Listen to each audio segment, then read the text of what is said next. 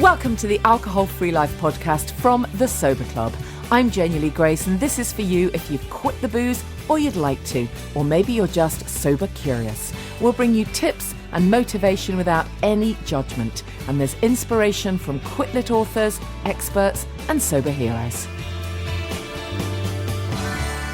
Hi, this is Janey Grace. Welcome to the podcast. I hope you've had a fantastic Christmas, whatever you were doing over the festive few days.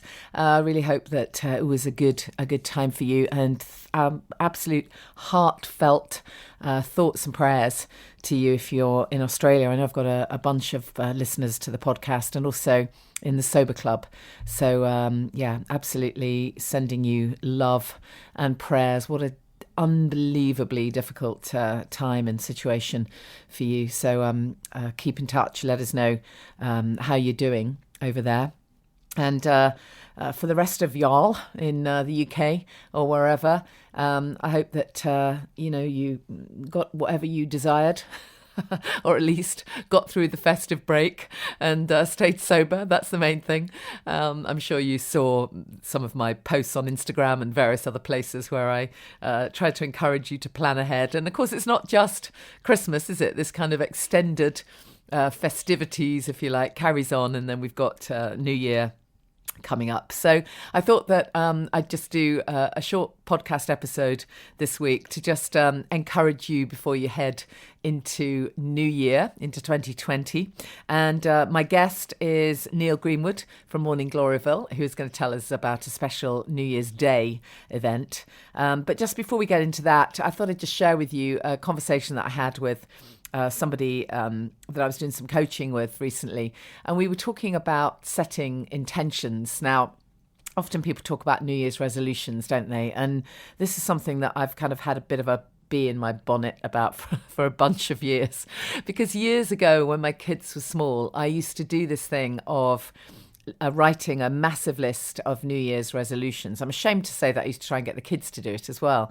And mine were kind of along the lines of, all the obvious classic stuff. I will lose weight. I will join a gym. I will eat less chocolate. I will drink less wine. Of course, I was still drinking then. I will, and the list went on. And absolutely everything. I think I probably added, I will learn a new language. I will join a volunteering group. I will go to park run. I will, it went on and on and on. And while all of that stuff was, I had good intentions, the reality is by, the second week of Feb, or the second week of Jan even, rather classically, the list had been ripped up and I'd failed miserably. I'd eaten, pretty much all the pies and most of the chocolate, and absolutely downed the wine, and decided that the gym I'd joined wasn't really for me and it didn't fit with my life. And it just goes on. And so then I ended up feeling bad about myself and berating myself on top of everything else for not sticking to what I'd said I wanted to do. And I think the problem is we all have such high expectations of ourselves. And that's why I no longer believe in New Year's resolutions at all. Even just the word, resolve, it tends to suggest that you've got to you've got to fight to change something. It's a different feeling to one of setting an intention, which I do think is something we should do. And that's where we really get in touch with what do we desire? What would we really love for ourselves, and what's achievable? And I think setting timelines and potential outcomes and intentions is a great thing to do, but it needs to be realistic. It's absolutely bonkers, isn't it, to kind of even if you do believe in cosmic ordering, it doesn't make any sense to manifest that you will be an Olympic swimmer if you don't like getting your ears wet, So I do think it has to be steeped in realism. But I think setting intentions is a fantastic thing to do. But setting resolutions, to me, feels like you're setting yourself up to fail. So if it helps, here's my permission to not do New Year's resolutions. Just set some intentions instead. Do a mind map. I think mind maps are fantastic. I also love vision boards. I know that I've spoken about them before on the podcast, and I will interview someone next week, and we'll talk more about this, about setting goals and intention and purpose. But for now, if you've never done this before and you've got a day off work or you've got some time, it's a wonderful thing to do at the start of a new year. But you do need to set a few hours aside, preferably 2-3 hours without any, disruption. So no mobile phone, that's scary enough.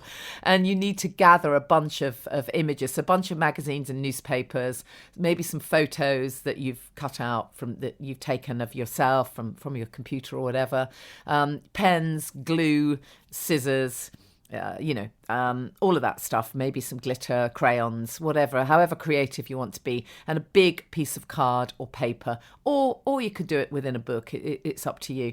And then you literally kind of set an intention. So you can do a vision board for your year ahead. So you could literally, in the center of the paper or the board, write your name and 2020, and there you go. That's your 2020 vision, and then just see what comes up as you cut around these various images and various words, and do it in a kind of, allow yourself to just dip into your subconscious.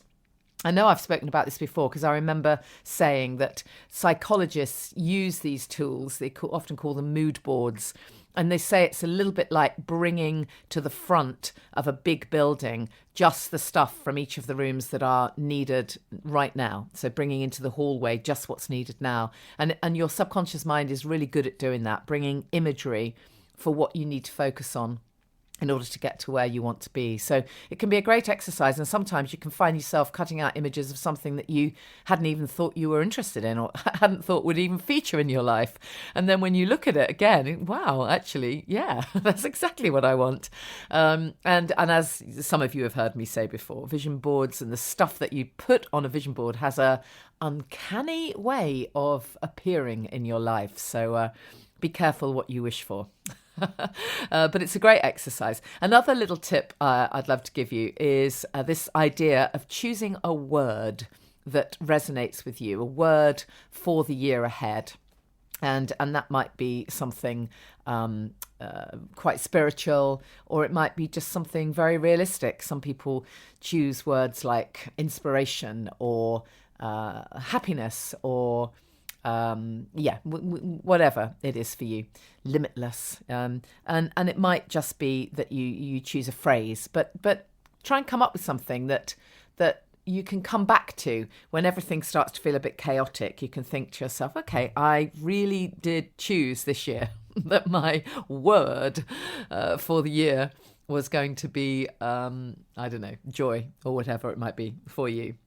So let's speak to Neil Greenwood, who I've interviewed before. I'm sure many of you are aware of Morning Gloryville and their incredible events. Let's chat to Neil.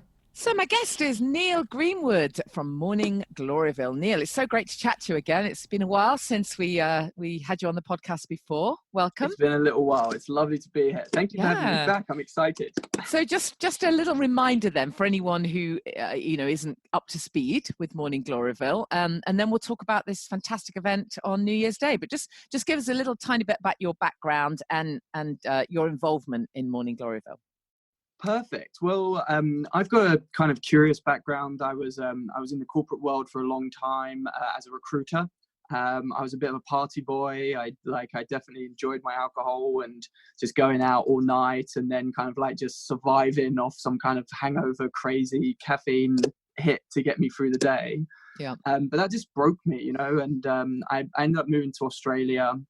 And Australia is just slower. They're into their wellness, they're into their yoga and their mindfulness. And I learned about all of these different ways to live, and the importance of basically not drinking, eating and drinking organic foods and drinks, and doing yoga. So then I come back to London, and I find these conscious dance communities where everyone's just kind of connecting on the dance floor, and we're not really talking about life. We're just kind of having fun and just being really engaged. And Morning Gloryville was there, and I just loved it. There's a yoga class, there's Reiki, there's there's workshops, there's dancing, there's like everyone's just so happy and high. Like it just that's what Morning Gloryville is now. And my last rave had 1,000 people at it. Wow, that is amazing. Yeah. I mean, you're so right, and it's so brilliant that this work that you're doing, because this kind of feeling that sometimes people get that, oh, if I stop drinking, I can no longer have fun. Number one, no longer have fun. Number two, can't dance sober. So you're in one sentence, you're managing to knock both of those out completely. The whole idea that you can't have fun again, and the whole idea that you can't dance sober is just absolute nonsense, and we need to blow it out of the water completely. And that's exactly what you do, isn't it? So what is conscious dance for anyone who hasn't heard those two words put together?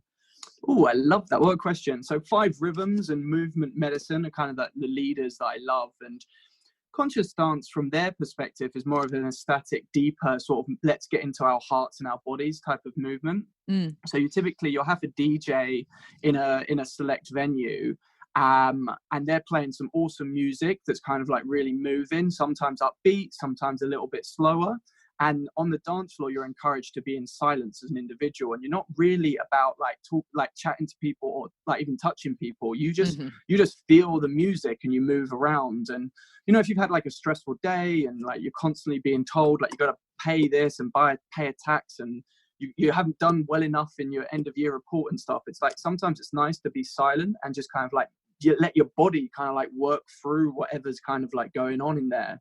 I mean, I'm a dancer. I've been a dancer all my life, and I never realized just how much I do let go and release when I am dancing. But I always used to do it with alcohol. I never needed alcohol. It was just kind of part of the thing, isn't it? You like meet up with friends, you have a drink. We think of the association, you have a drink. The association, the connection was there. And like what Morning Gloryville does exception is it just shows you that the environment is so happy and there's so many engagements there. There's like huggers on the door to meet you. There's motivational sort of like well-being people walking around kind of like, hey, how's your mindfulness today? Would you like to come to yoga? It's really, everyone's like eyes are open, we're smiling and we're willing to talk. You sit on a tube and everyone's just like eyes down, like I'm stressed, everyone else is stressed, I don't want to talk to you. And we're like the opposite. We're like, everyone wants to talk to you. Everyone wants to listen to you. Everyone wants to play with you. And it's like, oh, this is a thing. And like when you get there, you'll see. But it is an eye-opener. It's an awakening for a lot of people. Amazing. So tell us about the event on New Year's Day then, because I think this is just so fun. I've always loved New Year's Day. I've always had a thing about it. Even when I was drinking, I never really enjoyed New Year's Eve. I used to love New Year's Day, and it used to really make me fed up that there was never anybody else around. A few people walking a dog, and that's about your lot, So I love the idea of being able to embrace and welcome in a new year. Well, firstly, we're thrilled to have you as a guest there. So that's going to be a lovely, bubbly energy to bring in. I was a hugging angel at the one last year. And I was kind of like apprehensive. I was like, are people going to come like hungover from the night before or still partying? Like, what's the deal here? But like the first sort of like 200-300 people that I hugged were all like, Neil, we didn't go out last night. It's crazy. it's cold. It's dark, and nightclub's expensive. There's no trains or whatever else. It's just hectic. Yeah. We wanted to see the new year in with a healthy, vibrant party. And I was like, oh, great. So New Year's Day, we're starting with it's called alignment. So 2020 alignment, and we're really sort of like. We're called the Raveolution. Like we're here to like change the world. We're like, firstly, we've helped people to encourage them that you can have fun and dance and connect and be a community sober. But we're also introducing like mindfulness practices and well-being practices that kind of like will change the landscape and the world around us. So we've got a yoga class that's going to start the day. So really like, let's get you into your bodies. Let's get you feeling strong. All of my vendors are like nutritionist experts. They're all plant-based. They're giving you food, ginger shots to wake you up, turmeric lattes, matcha teas, all of these really sort of like vitalizing medicines, actually. Like when you eat food and drink that is kind of not been stored in a packet and not full of chemicals, it's medicine. So we've got these energy drinks that are natural and wholesome to get you excited. Then there's hoopers on the dance floor. There's some of the best DJs in the world that are going to be there. But the bit that I really love and have brought to Morning Gloryville is what I now call the wellness spa. We've got a breathwork coach facilitator who delivers talks around the world on how you can breathe and how you can get activated. We've got this amazing goddess Rhea who's going to do a womb fertility workshop talking to you about moon cycles and how your body and sacred alignment works. We've got cacao ceremony, and we've also got how to make your own vegetable garden. We're like, don't complain about the world around you and the chemicals and the bad foods that are here and everywhere. Like we can actually fend for ourselves. We can grow our own garden food. It's cheaper and it's healthier. And we've got like this knowledge and these gifts that we just want to share with you. That's the thing about Morning Gloryville. It's just love, love, love. We're like, we'll play, we'll dance, but we'll teach you, and it's just amazing. So it's all about the kind of sustainability and the well-being and the wellness and the joy and the fun. Yes. Brilliant. I love it. And then you've also got a workshop on how to be a mindful drinker with Laura from Club Soda. Is that right? Yes, you actually picked up the one that I'd forgotten. No, that's okay. That's great. So, because so obviously the book will be out then, so that's really perfect for Club Soda. Yeah, well, they've been a partner of ours for a couple of years, but they run like mindfulness pub crawls, and like they're always focused on like how can you mindfully kind of like consume and be positive. And it's just a matter of like switching perspective. Sometimes it's like what is like I'm either spending £200 on cigarettes and alcohol, and that's a night that I'm hungover from, or it's why don't I just spend like £20 on a great event and like learn something and buy some healthy organic produce? It's like, it's just helping. So we're teaching people like, these are the ways that you're consuming. These are the ways that you're living life. And we're giving you options. We're like, there are alternatives out there. So we're going to create this like sober club. She kind of already has one, but we're doing this big campaign that's like, hey, these are activities that you can do in your life that we kind of like subscribe to, like dancing wildly just because, like hugging a stranger just because, reconnecting with someone you haven't spoken to for a while because there was something there that would bring joy to your life. It's like these little tips, like bring these methodologies into your lifestyle. Yoga practice, breath work, like going out into nature and breathing with a tree, and these are things that work for us and get us high and joyful. Try them out. Yeah, perfect. So where can people get tickets for that? Perfect. So our website is the best thing for that, morninggloryville.com. There's a couple of other events in there as well. We're doing a 3-day sober retreat in Suffolk in the middle of January. Yeah, that's at Inner Guidance, which is where I'm doing my retreat as well. Yeah, so that's going to be amazing. Fantastic. What date is your retreat there? That's that's Friday the 17th of January to Sunday the 19th. So the Friday you're going to get there in the evening. There's going to be like a big connection for like the 16 people that are there. We're going to like have fun, have a nice big dinner, but it'll be quite chilled. But then the day after, we're opening it up to a further 30 guests for a day pass. A rave, like a full-on 4 or 5 hour rave for about like 60 of us. So it's like a big wholesome love party, really. Amazing. And all that information is on the Morning Gloryville website, yeah? All on the website, and also like following us on Facebook and Instagram. We're really sort of like proactive, and that's just at Morning Gloryville. Just Instagram and Facebook. If you follow those, you're kind of going to see different videos that we post about like different engagements that we're involved in and sort of like the events that we have coming up. Amazing. Neil, thank you so much. I really appreciate it, and look forward to seeing you on New Year's Day, and Happy New Year. I can't wait to have you there. Thank you so much. It's been great. Thank you. Namaste. So I'll see you there on New Year's Day if you're going, and really look forward to it. Don't forget that you have still got time to book onto our Champneys retreat if you're thinking, I am doing dry January or I am staying sober, but I would love a bit more inspiration and I'd love to set my intentions within a little group. We're going to be doing that. We're going to be doing a lot of work around getting the buzz without the booze. So it's perfect for you. Whatever stage you're at, doesn't matter. You might just be starting out, or you might have been sober for a few years. It's a small group. It's at Champneys in Tring, 11th and 12th of January. So if you go to the show notes, or if you go to thesoberclub.com, click on events, you'll find all of the information there. Mustn't forget to remind you that the Mindful Drinking Festival is happening 18th and 19th of January at the Truman Brewery in London.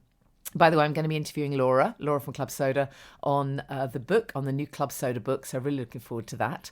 How to be a mindful drinker. We'll be doing that within the next couple of weeks. I'm going to be there at the festival on Saturday the 18th, doing a seminar, a little workshop called Self-Care and Sobriety. Some of the bits and bobs that we will have done at Champneys, just a half-hour talk at 1:30. So look forward to meeting some of you there. And I think there are various things happening in the evenings. So it would be fantastic to connect with some of you. Do drop me a message if you're going to be there so that we can meet up. Love meeting podcast listeners.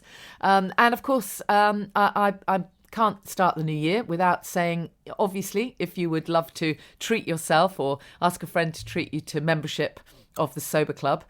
Somebody has just joined us and said that her husband gave her a year's membership as a gift, and that is a lovely gift, because that's a year's accountability, right? And keeping her accountable, and hopefully masses of inspiration and support. And just a reminder to anyone who hasn't looked into it, it is for you whatever stage you're at, because we focus on the what's next and the optimum nutrition and well-being and relationships and finding your purpose and passion and all of that stuff. So you'll find that information at thesoberclub.com, as well as, of course, the blogs. There's a PDF, 5 reasons to do an alcohol-free challenge. So if you are heading into dry January, then make sure you stay connected. Listen back through some of the archive podcasts, because there's lots there. I did an interview with Richard Piper from Alcohol Change UK. All of that is still very much appropriate for this year's dry January, so check that out. And of course, I've had so many amazing inspirational guests. So if you're new to all of this, because you've chosen to start with dry January, the best of us did, then really, my top tip for you is to absolutely immerse yourself in as much inspiration and motivation as you can find.